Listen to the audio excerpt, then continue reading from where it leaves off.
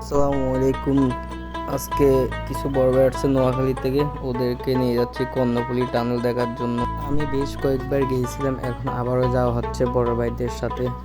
আমরা অলরেডি সিভিক্সের এখানে চলে আসলাম। আসার পরে দিয়ে একটা প্রাইভেট কার ভাড়া করলাম, এখান থেকে এই পার থেকে ওই পারে যাব, আবার আসবো। টোটাল আমরা 1000 টাকা দিয়ে ভাড়া করলাম।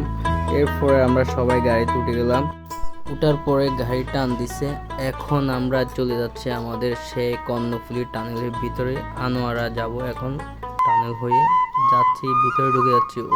ও সাধারণ কেমন যেন লাগতেছে, মনটা অনেক ফ্রেশ হয়ে যাচ্ছে ভিতরে ঢুকার সাথে সাথে।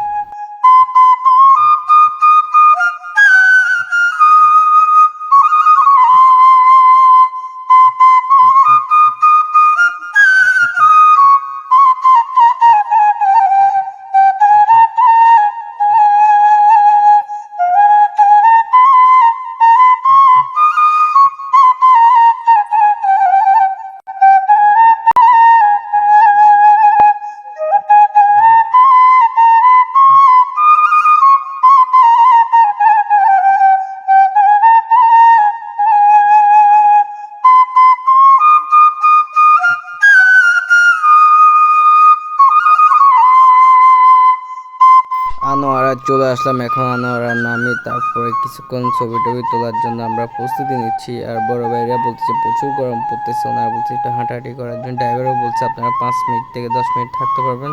পরে আমরা অনেকক্ষণ কিছু ছবি টবি তোলার পরে আমরা দেখতেছি চারিদিকে। আনোয়ারা আসার পরে এত ভালো লাগছে, এই পারে এত সুন্দর করছে, সেটাও বুঝাইতে পারবো না। যে আসছে তারা বলতে পারবে।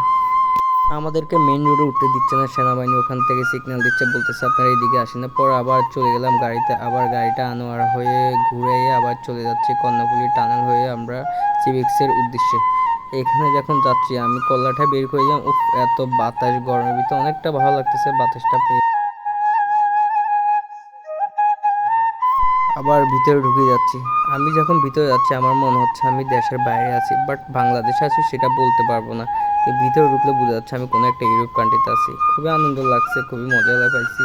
যে এতবার যাচ্ছি এতবার ভালো লাগতো, আমি হইতে 10-12 বার যাওয়া শেষ।